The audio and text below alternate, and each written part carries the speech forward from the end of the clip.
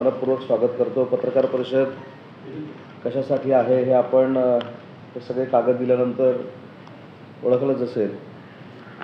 आणि मला सांगताना आनंद होतो की माननीय मुख्यमंत्री एकनाथ शिंदे साहेबांच्या नेतृत्वाखाली आम्ही डावोसला गेलो होतो, तो दौरा यशस्वी झाला हे सांगताना मला मनापासूनचा आनंद होतोय। कारण स्वतः मुख्यमंत्री महोदयांनी देखील जाहीर केले की 3,233,000 कोटीचे MOU हे फक्त इंडस्ट्री डिपार्टमेंटचे झालेले आहेत आणि 72,000 कोटीचे MOU हे महाप्रीतचे झालेले आहेत। असे दोन्ही मिळून 3,72,233 कोटीचे MOU सामंजस्य करार हे आम्ही डावोसमध्ये करू शकलो। आणि हे MOU करत असताना या वर्षीचं वैशिष्ट्य असं होतं की जे सगळे कागद मी आपल्याला दिलेले आहेत, प्रत्येक MOU जो आम्ही केला तो MOU करताना त्या कंपनीचा MD किंवा CEO हे त्या ठिकाणी उपस्थित होते। नुसते MOU करून थांबले नाहीत, तर पुढे जाऊन अजून 1-1.5 लाख कोटीची इन्व्हेस्टमेंट आम्ही महाराष्ट्रामध्ये करू अशा पद्धतीचं आश्वासन त्या सगळ्या लोकांनी दिलं। 16 तारखेला आमच्या पॅव्हिलियनचं उद्घाटन झालं। पॅव्हिलियनचं उद्घाटन झाल्यानंतर पहिल्या दिवशी 1,02,000 कोटीचे MOU झाले, ते देखील मी आपल्याला तिथे नमूद केलेले आहेत। आणि हे सगळे MOU होत असताना अजून मला सांगायचं की शासनानं एकनाथ शिंदे साहेबांच्या, देवेंद्रजींच्या आणि अजितदादांच्या नेतृत्वाखाली अगोदरच पुढचं पाऊल टाकलेलं होतं। जे MOU झालेले आहेत त्याच्यापैकी अनेक इंडस्ट्रियलिस्टना आम्ही डावोसला जायच्या अगोदरच जागा दिलेली आहे। त्याच्यामध्ये बल्क पेपरची जी एक फॅक्टरी येते त्यांना देखील आम्ही जागा दिलेली आहे। सज्जन जिंदालांबरोबर जो MOU झाला त्याच्यामध्ये रायगडला आम्ही त्यांना जागा दिलेली आहे। लॉईड्सला जो गडचिरोलीला MOU झाला त्यांना आम्ही तिथं जागा दिलेली आहे। त्याच्यानंतर अदानी, गौतमभाई अदानींची जो MOU झाला त्यांनी देखील प्रायव्हेट जागेमध्ये ते प्रकल्प 50,000 कोटीचा सुरू करत आहेत। तर मला असं वाटतं की नुसतं आश्वासन देण्यासाठी आणि MOU करण्यासाठी, आणि काही लोकांना जे वाटतंय की थंड हवेच्या ठिकाणी आम्ही जाण्यासाठी हे प्रयत्न केले होते, तर ते साफ चुकीचे आहे। काही लोकांना या 2 वर्ष थंडीच्या ठिकाणी जाता आलं नाही यासाठी काही लोकांना पोटसूळ उठलेला आहे। पण मी हे देखील आपल्याला सांगितलं होतं की मी आल्यानंतर जो खर्च झालेला आहे शिष्टमंडळावर किंवा शासनाचा, MIDCचा, तो देखील महाराष्ट्राच्या जनतेसमोर आपल्या सगळ्यांच्या मार्फत ठेवणार असं सांगितलेलं होतं। मी खरं तर 21 तारीख सांगितली होती, म्हणून 20 तारखेलाच हा खर्च मी आपल्यामार्फत, महाराष्ट्र शासनाच्या मार्फत, इंडस्ट्रीमार्फत जनतेसमोर ठेवतोय। एकूण खर्च शेवटी येईल किती झाला आहे तो, पण जे डावोसला आम्ही पॅव्हिलियन उभारलेलं होतं त्याचे फोटो मी आपल्या सगळ्या बंचमध्ये टाकलेत। त्या पॅव्हिलियनचं भाडं हे 4,72,00,000 रुपये होतं। ते नुसतं आपल्याला रॉ पॅव्हिलियन मिळतं, त्याच्यामध्ये इंटेरियर करायचं असतं, त्याच्यामध्ये अजून सगळ्या सोयीसुविधा उपलब्ध करायच्या असतात आणि ते त्यांच्या रेटप्रमाणे करायचे असतात। मला वाटलं किंवा अन्य कोणाला वाटलं म्हणून एवढ्या रेटमध्ये करा, एवढं ते सोपं काम नाही। त्याला 4,72,00,000 रुपये खर्च आला। राज्याच्या शिष्टमंडळाचा प्रवास आणि प्रवास विमा या सगळ्यासाठी 57,02,18 रुपये खर्च आला। राज्याच्या शिष्टमंडळाची जी निवासाची व्यवस्था केलेली होती त्याचा 2,37,85,185 रुपये खर्च आला। वाहन व्यवस्था आणि भोजन व्यवस्था असे 1,74,00,000 रुपये खर्च आला। महाराष्ट्राची संस्कृती ही आदरातिथ्य करण्याची आहे आणि म्हणून तिथे गेल्यानंतर तिथले जे ॲम्बॅसेडर होते, तिथले जे मंत्री होते, तिथले जे इंडस्ट्रिस्ट होते, त्यांना 16 जानेवारीला आम्ही एक जेवण ठेवलेलं होतं तिथल्या रेटप्रमाणे, इथल्या रेटप्रमाणे नाही, तिथल्या रेटप्रमाणे।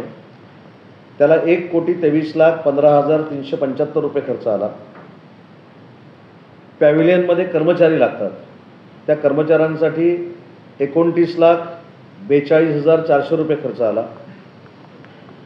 जे सुरक्षा रक्षक होते त्या सुरक्षा रक्षकांसाठी 29,76,000 रुपये खर्च आला।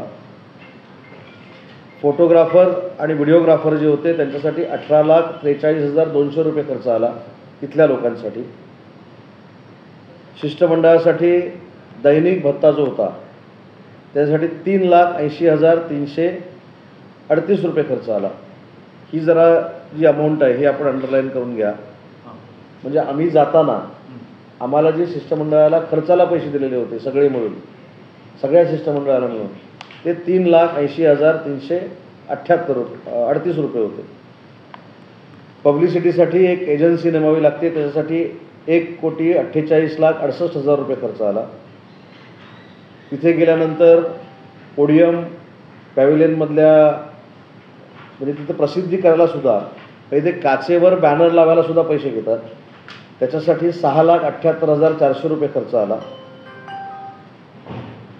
आपल्या पॅव्हिलियनमध्ये येणाऱ्या लोकांची संख्याही प्रचंड होती आणि म्हणून तिथे अजून आपल्याला फर्निचर लागलं.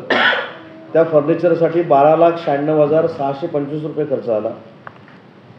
आता आपण तिथे गेल्यानंतर काहीतरी भेटवस्तू दिल्या पाहिजे म्हणून इतिहासात पहिल्यांदा महाराष्ट्र सरकारमार्फत येणाऱ्या प्रत्येक माणसाला गणपतीची, गजाननाची मूर्ती, विघ्नहर्त्याची आम्ही देत होतो. त्या संपूर्ण भेटवस्तूसाठी 2,06,08,20 रुपये खर्च आला. आणि प्रवेशपत्र जे आम्हाला आयडेंटिटी कार्ड मिळतं त्याची देखील फी असते, त्यासाठी 58,692 रुपये खर्च आला. 40 कोटी रुपये खर्च आला. तर 40 कोटी रुपये हां ठीक आहे. बघा आमचे अधिकारी इतके हुशार आहेत, त्यांनी सांगितलं 6,820 रुपये आपण जादा सांगितले, भेटवस्तूसाठी 2 लाखाचाच खर्च आला. त्यामुळे ती देखील आकडेवारी अधिकाऱ्यांकडे आहे.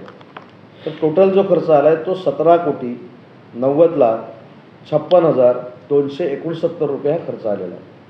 आता 40 कोटी रुपये कुठनं काढले मला माहीत नाही, कसे काढले, कोणी सांगितले हे मला माहीत नाही. ह्याच्यामध्ये MMRDAचं एक शिष्टमंडळ अधिक होतं असं सांगण्यात आलं आणि त्याच्यामध्ये 15 लोकं होती असं सांगण्यात आलं. MMRDAच्या देखील शिष्टमंडळामध्ये फक्त 5 लोकं होती. त्यांच्याबरोबर महाप्रीतची लोकं होती ज्यांच्याबरोबर 72,000 कोटीचा आपला MOU झाला. त्या लोकांचा खर्च 4,50,00,000 आहे. त्याच्यामुळे महाप्रीत, MMRDA आणि MIDC उद्योग यांचा सगळा मिळून 23 कोटी रुपये खर्च आलेला आहे. त्याची आकडेवारी देखील माझ्याकडे आहे आणि उद्या माहितीच्या अधिकारामध्ये जरी कोण MIDCमध्ये गेलं तर हीच माहिती तुम्हाला मिळणार आहे. त्यामुळे 40 कोटी रुपयाचा खर्च झाला हे कुठनं आलं मला वाटतं हे नैराश्य आहे. हे नैराश्यापोटी सगळे आकडे आहेत. आणि हे आकडे येण्याचं दुसरं कारण सांगतो की आता महाराष्ट्रातली जनता काँग्रेसनं राम मंदिराचं निमंत्रण नाकारलं, त्या काँग्रेसबरोबर तुम्ही राहणार आहात का हा प्रश्न विचारतील. मग त्याच्यातनं पळवाट कशी काढायची. तर 40 कोटी रुपये खर्च आला. 70 लोकांचं शिष्टमंडळ होतं. 70 लोकांचं शिष्टमंडळ अजिबात नव्हतं. जे शिष्टमंडळ होतं त्याची देखील यादी माझ्याकडे आहे. जर आपल्याला पाहिजे असेल तर मी लिखित स्वरूपामध्ये देखील देईन. याच्यामध्ये माननीय एकनाथजी शिंदे, उदय सामंत, भूषण गगराणी, डॉक्टर हर्षदीप कांबळे, डॉक्टर विपिन शर्मा, ब्रिजेश सिंग, राजेश कवळे, विकास सूर्यवंशी, आनंद माडिया, प्रभाकर काळे, नितीन लालसरे, अजय पाटणे, जयराज सूर्यवंशी ही 13 लोकं होते. आणि या संपूर्ण यंत्रणेसाठी एक एजन्सी जी नेमलेली आहे, जी MOU करणं, MOUचे प्रिंटआउट काढणं, त्या 3 लोकांची त्याच्यामध्ये समाविष्ट होतं. त्याच्यामुळे शिष्टमंडळ हे 13 लोकांचं होतं. आणि MIDCनं रिएम्बर्सिंग आपण जे म्हणतो, आपण त्या कंपनीच्या लोकांचा खर्च केला आहे, पण त्याच्यानंतर ती कंपनी खर्च देईल या बेसिसवर 3 लोकांना आपण नेलेलं होतं. त्या 3 लोकांची देखील यादी माझ्याकडे आहे. अधिकृत MIDCचं शिष्टमंडळ हे फक्त 13 लोकांचं होतं. MMRDAचं 5 लोकांचं होतं आणि महाप्रीतचं होतं. त्याच्या पलीकडे अधिकृत शिष्टमंडळ नव्हतं. आणि ज्यांना स्वतःहून येण्याची दानत आहे पैसे खर्च करून, ते स्वतः आले. ते कोण आले त्यांच्यापर्यंत पत्रकार परिषदवाल्यांनी पोचावं आणि जाहीर करावं. त्याच्यामुळे शासनाचे 40 कोटी रुपये खर्च झाले हे दादांत खोटं आहे. शासनाचे 40 कोटी रुपये खर्च झाले नाहीत. मागच्या वेळी जे 36 कोटी रुपये खर्च झाले होते ते काही पॅव्हिलियनमुळे झाले होते, काही अन्य गोष्टींमुळे झाले होते. यावेळी कटाक्षानं शासनाचे पैसे, उद्योग विभागाचे पैसे वाचले पाहिजे. या इन्स्ट्रक्शन आदरणीय एकनाथ शिंदेसाहेबांच्या होत्या, देवेंद्रजींच्या होत्या, अजितदादांच्या होत्या. म्हणून तो खर्च हा 17,90,00,000 येऊन थांबला. त्याच्यामुळं ज्या काही पत्रकार परिषद घेतल्या गेल्या आणि पत्रकार परिषदेमधून सांगितलं गेलं की 40 कोटी रुपये खर्च झालेला आहे, ते खोटं आहे. आणि दुसरी महत्त्वाची गोष्ट, मी आज तुमच्या प्रत्येकाकडे एक पुरावा दिलेला आहे. जे MOU झालेले आहेत त्याच्यामध्ये किती रोजगार निर्मिती होणार आहे, त्याला कोण उपस्थित होते, कशा पद्धतीची चर्चा झालेली आहे, कोण कोण मंत्री महोदय सन्माननीय मुख्यमंत्री महोदयांना भेटले, कोण उपपंतप्रधान माजी भेटले, जे आज गव्हर्नर आहेत, तर सगळ्यांची यादी मी तुमच्याकडे दिलेली आहे. आणि म्हणून मी जे सांगितलं होतं 15 तारखेला प्रेस कॉन्फरन्स घेऊन की मी आल्यानंतर MIDCनं केलेल्या रुपयाचा खर्च मी आपल्याला देईन, तुम्ही खर्च तुम्हाला दिलेला आहे. आणि दुसरी महत्त्वाची गोष्ट की काल काहीतरी खासदार साहेब दौऱ्यावर गेले, खासदार साहेबांसाठी खर्च केला. खासदारांना देखील एक विशिष्ट अधिकार लोकसभेनं दिलेले आहेत. ते जर स्वतःच्या पैशानं खर्च करून जर गेले असतील तर त्याच्यावर ऑब्जेक्शन घेण्याचं काही गरज नाही. अन्य लोक स्वतःच्या पैशानं खर्च करून जर गेले असतील तर ऑब्जेक्शन घ्यायची काही गरज नाही. पण शासनाने जे पैसे खर्च केलेले आहेत उद्योग विभागानं, ते मी तुम्हाला जे आता सांगितले ते 17,90,00,000 आणि वर काहीतरी आहे. याच्या पलीकडे MIDCनं आणि उद्योग विभागानं खर्च केलेला नाही. आदित्य ठाकरे महाविकास आघाडी सरकार असताना वर्ल्ड इकॉनॉमिक फोरमच्या जेव्हा दौरे केले दावोसला, त्यावेळेला काँग्रेस सेंटरमध्ये 3 वेळा त्यांना भाषण करण्याची संधी मिळाली. मात्र सध्या विद्यमान सरकारला कुठे संधी मिळाली नाही काँग्रेस सेंटरमध्ये वर्ल्ड इकॉनॉमिक फोरम. मी तुम्हाला हेच सांगतो की किती खोटं बोलायचं. मला असं वाटतं की आपण देखील हे कदाचित आता ऐकून थकला असाल. तो स्वतः महाराष्ट्र राज्याच्या मुख्यमंत्र्यांनी काँग्रेसमध्ये जाऊन भाषण दिलं, मागच्या वेळी पण दिले, यावेळी पण दिलं. स्वतः अनेक लोकांशी त्यांचं इंटरॅक्शन झालं. बघा ना, त्याच्यामध्ये ओमानचे जे मंत्री आहेत ते आलेले त्याच्यामध्ये त्या फोटोग्राफ्समध्ये दिसत आहेत. त्याच्यानंतर साऊथ कोरियाचे जे माजी उपपंतप्रधान आता होते आणि जे आता तिथे गव्हर्नर आहेत ते देखील येऊन तिथं भेटले. त्याच्यानंतर UAEचे मंत्री येऊन भेटलेले आहेत. त्याच्यानंतर अनेक लोक, आता किती लोक सांगू. मला असं वाटतं की कुठंतरी उद्योग जगताला बदनाम करण्यासाठी आणि विशेषतः एकनाथ शिंदेसाहेबांना कायमस्वरूपी टार्गेट करण्यासाठी ह्या गोष्टी होत असतात. परंतु काही लोकांनी हे नैराश्य आता थांबवलं पाहिजे. काही लोकांचं नैराश्य हे लपवता येत नाही, हे त्यांच्या चेहऱ्यावरनं देखील दिसतं. आणि म्हणून मला सांगायचं की उद्योजकांना जर महाराष्ट्र आवडत असेल सरकार बदलल्यानंतर, कारण महाराष्ट्र हा 3 नंबरला गेला होता.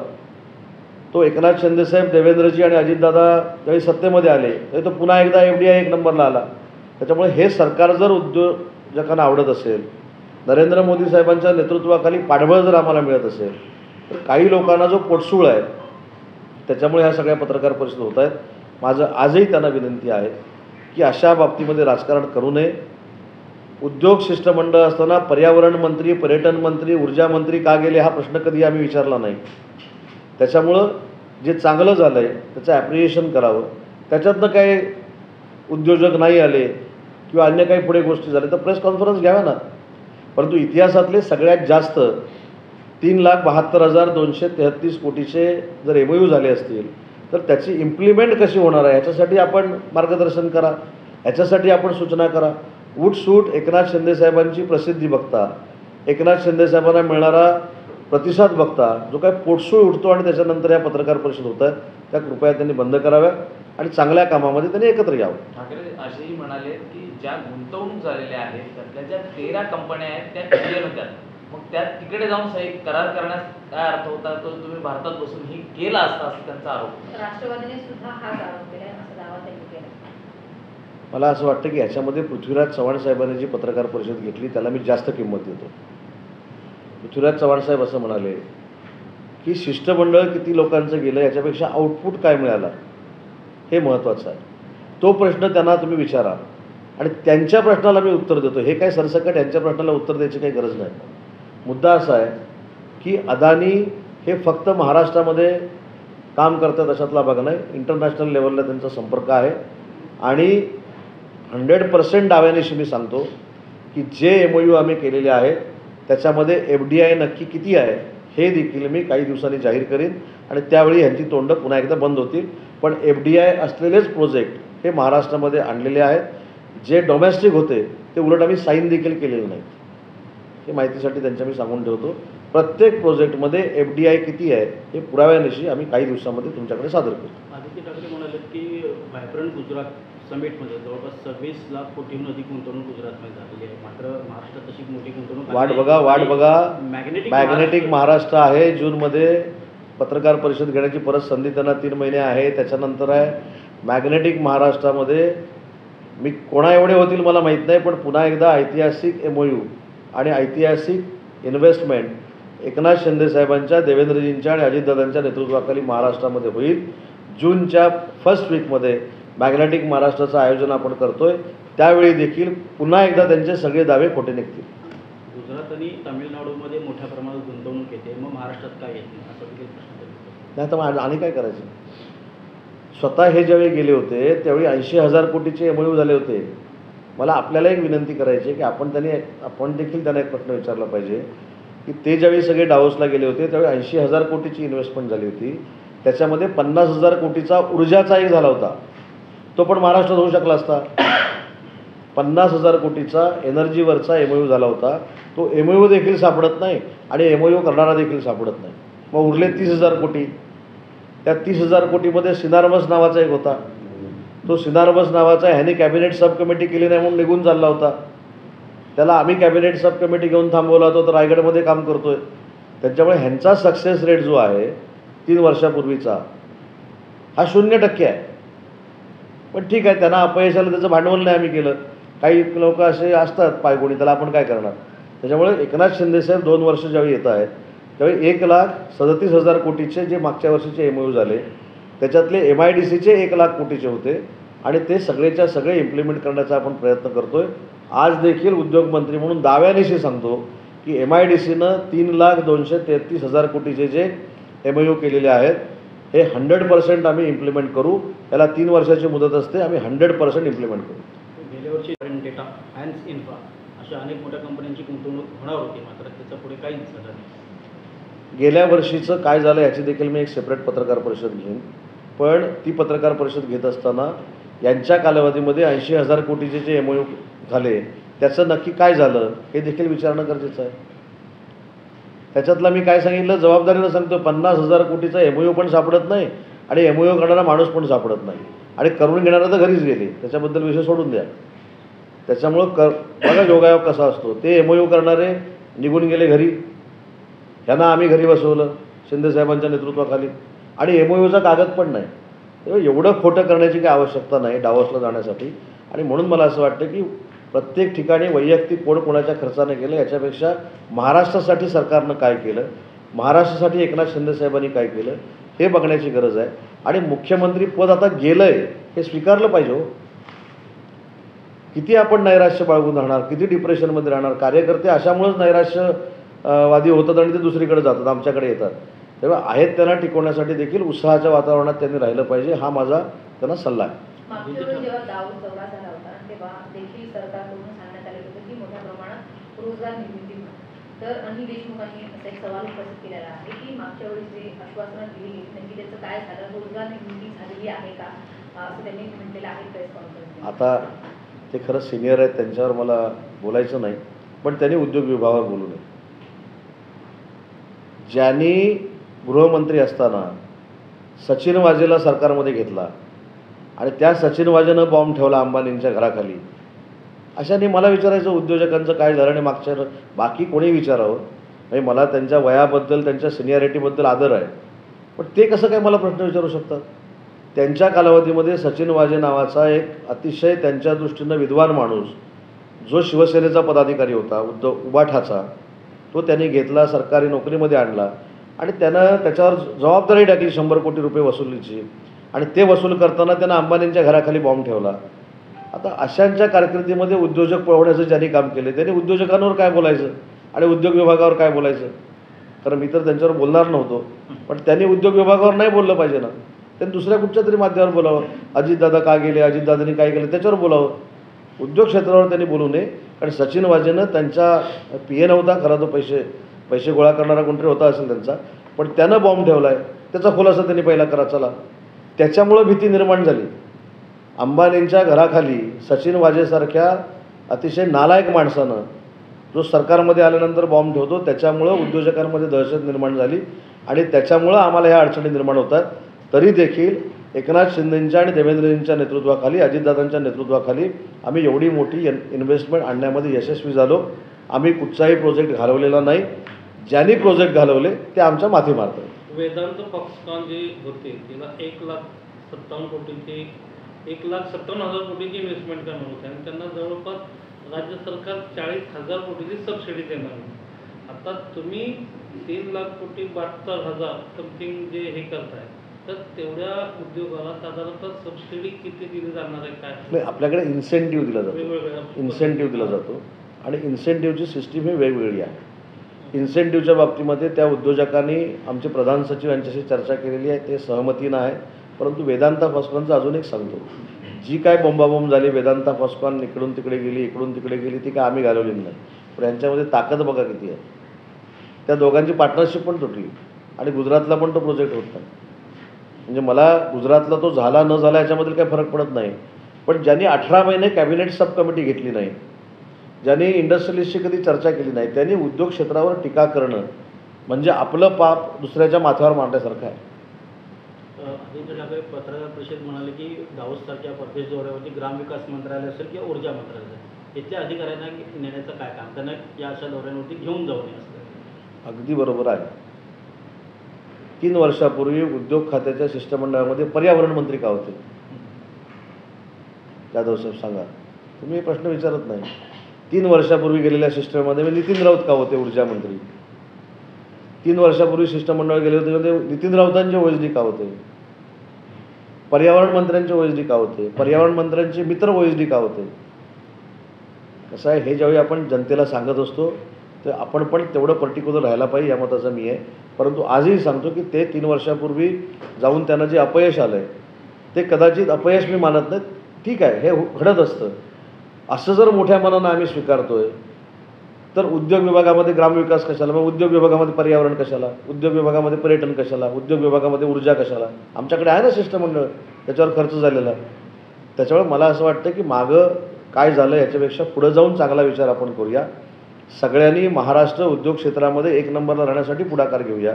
आणि त्याच्यामध्ये आमच्या काय अनावधानानं चुका झाल्या तर पत्रकार परिषद घेण्यापेक्षा मी उद्योगमंत्री आहे, उपमुख्यमंत्री देवेंद्रजी आहेत, अजितदादा आहेत, त्याच्यानंतर एकनाथ शिंदे साहेब आहेत, त्यांची वेळ मागून त्याच्यातनं काहीतरी सॉर्ट आउट होऊ शकतं ना.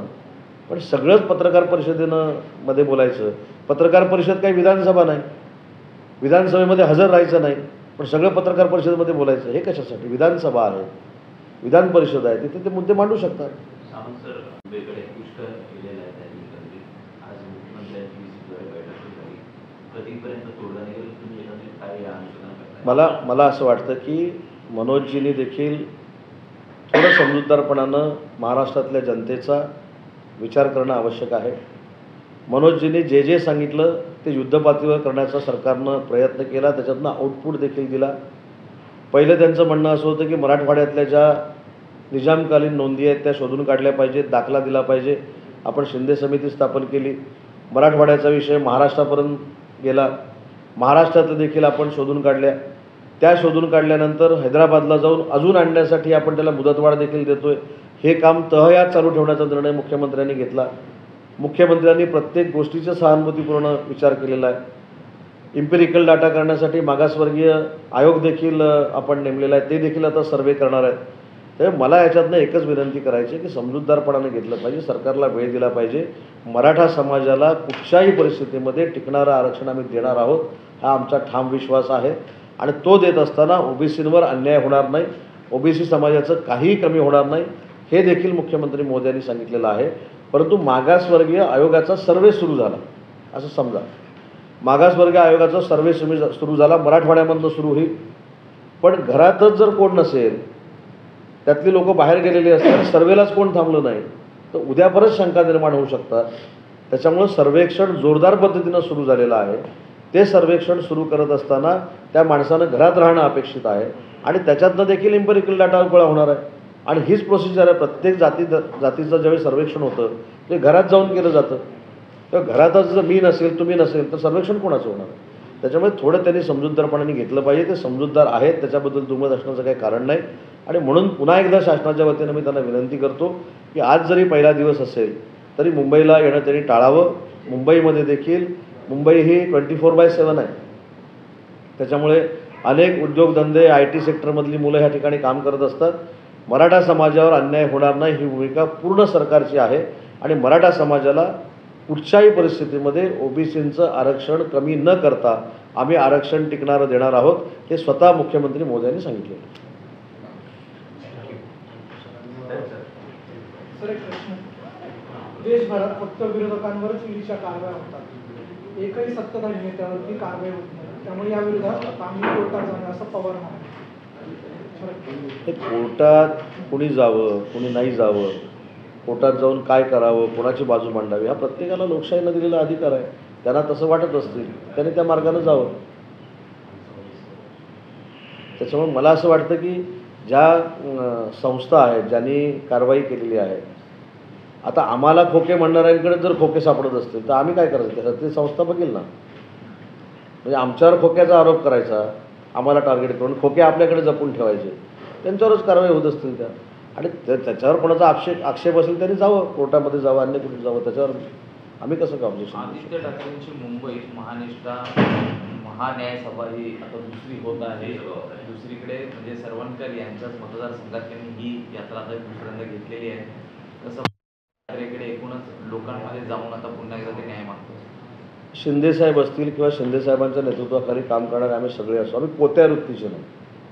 तर कुणी कुठं मिटिंग घेतली त्याच्यावर आक्षेप घ्यायचा, कुणी तिकडे गेला आक्षेप घ्यायचा, इकडे काहीतरी वेगळं काहीतरी पत्रकार असले काय नाही. शेवटी लोकशाही आहे, त्यांनी कुठेही जाऊन बैठका ते घेऊ शकतात, कुठेही सभा घेऊ शकतात. आता माझ्याकडे माझ्या मतदारसंघामध्ये ते आले होते, जे शिवाजी पार्कवर भाषण करायचे ते चावडी बैठकीत आले होते. म्हणजे शिवाजी पार्क किती 50,000 असेल, ते 1,00,000 तिथे भाषण डरकाळ्या फोडायचे. ते चावडी मीटिंग म्हणजे किती 100 लोकांमध्ये. तर मी कुठं काय टीका केली? काहीच नाही. मला एवढंच समाधान की 50,000वरनं 200 झाले. तसं सदा सरवणकर बघतील त्यांच्या मतदारसंघात काय करायचं ते. तर मला असं वाटतं की प्रत्येकाला लोकशाहीमध्ये कोणाच्याही मतदारसंघामध्ये जाण्याचा अधिकार आहे, कुठेही बैठका घेण्याचा अधिकार आहे, त्याच्यावर कोणी आक्षेप घेऊ शकत नाही. आणि त्याने देखील तो आक्षेप घेऊ नये. उद्या वरळीमध्ये कोणाची सभा झाली, एवढ्याच खुर्च्या होत्या तेवढ्याच खुर्च्या होत्या, ते आमचा मी बघू काय करायचं ते. त्याच्यामुळे माझं म्हणणं आहे की लोकशाहीतला एक भाग आहे आणि लोकशाहीमध्ये ते सदा सरवणकर साहेबांच्या मतदारसंघामध्ये जात असते, तो लोकशाहीने दिलेला अधिकार आहे, त्याच्यावर टीका करण्याची काही आवश्यकता नाही. आणि एवढं सगळं करून मतदार ज्यावेळी न्याय देतील ते 215पेक्षा आमदार आमचेच जास्त निवडून येणार आहेत. त्याच्यामुळे आम्हाला पण काही घाबरायचं कारण नाही. जरांगे पाटील मुंबईमध्ये येत आहे, त्या मोर्चामध्ये बच्चू कडू देखील सामील झाले.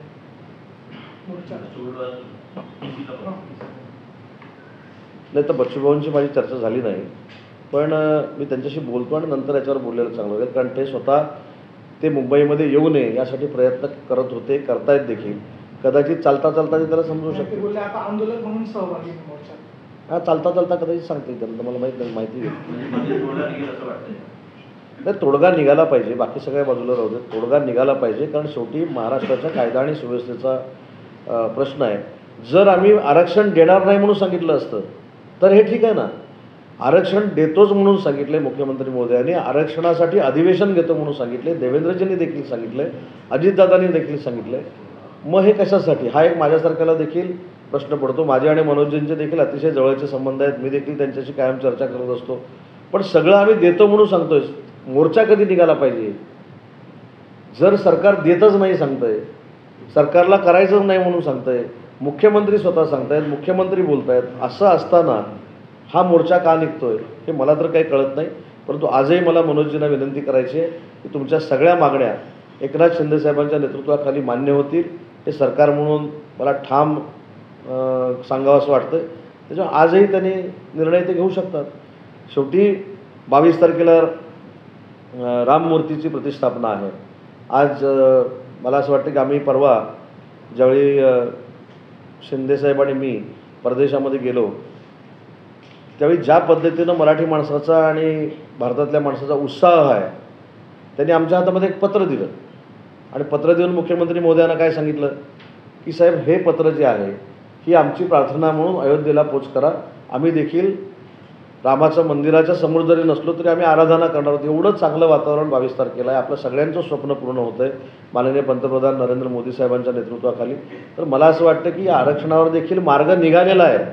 मी मार्ग निघणार आहे असं पण म्हणत नाही. जे काय आहे ते सगळं सरकारनं करायचं ठरवलं आहे. मग हे आंदोलन कशासाठी हे माझ्या सरकारला प्रश्न पडतो.